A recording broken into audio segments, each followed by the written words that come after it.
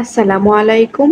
আজকে আমি আপনাদের সাথে শেয়ার করব ইনস্ট্যান্ট গুঁড়া দুধ ও লেবুর রস দিয়ে মাত্র ২ মিনিটে টক দই তৈরির রেসিপি।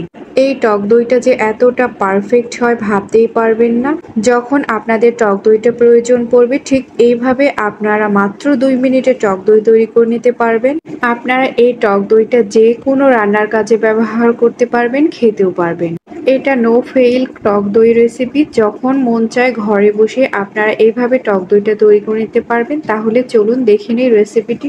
ইনস্ট্যান্ট টক দইটা তৈরি করার জন্য প্রথমে আমি একটি বোলের মধ্যে ১ কাপ গুঁড়া দুধ নিয়ে নিচ্ছি। আমি এই গুঁড়ো দুধটা ডানু ব্র্যান্ডের নিয়েছি, চাইলে আপনারা যে কোনো ব্র্যান্ডের গুঁড়া দুধটাই নিতে পারেন। এরপর হাফ কাপ কুসুম গরম পানি বা উষ্ণ গরম পানি দিয়ে দিচ্ছি। এটাতে কিন্তু ঠান্ডা পানি দেওয়া যাবে না, অবশ্যই কুসুম গরম পানি দিতে হবে। এখন একটি চামচের সাহায্যে গুঁড়া দুধ ও কুসুম গরম পানিটাকে খুব ভালো করে মিক্সড করে নেব।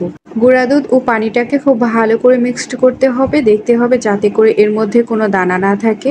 গুঁড়া দুধ ও কুসুম গরম পানিটাকে খুব ভালো করে মিক্সড করে নেওয়া হয়ে গেছে। আপনারা দেখেই বুঝতে পারছেন যে ঠিক কেমন হয়েছে। এখন আমি এইখানে লেবুর রস নিয়ে নিচ্ছি। এইখানে ২ টেবিল চামচ লেবুর রস দিতে হবে। লেবুটা আমি খুব ভালো করে চিপে দিয়ে দিচ্ছি। আপনারা চাইলে ভিনেগারটাও ব্যবহার করতে পারেন, তবে লেবুর রস দিয়ে কিন্তু এই গুঁড়া দুধের টক দইটা একদম পারফেক্ট হয়। এখন একটি চামচের সাহায্যে লেবুর রস ও গুঁড়া দুধটাকে খুব ভালো করে মিক্সড করে দেব।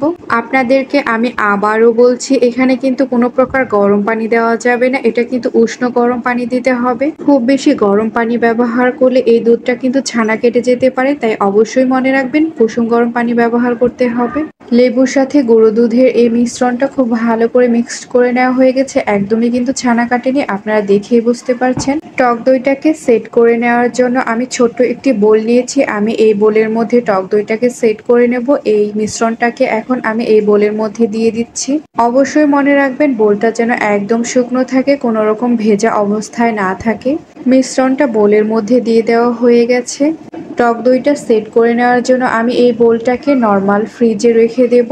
নর্মাল ফ্রিজে ১৫ থেকে ২০ মিনিটের মতো রেখে দেব। আপনাদের যদি আরও বেশি সময় লাগে তাহলে কিন্তু আরও একটু সময় রেখে দিতে পারেন।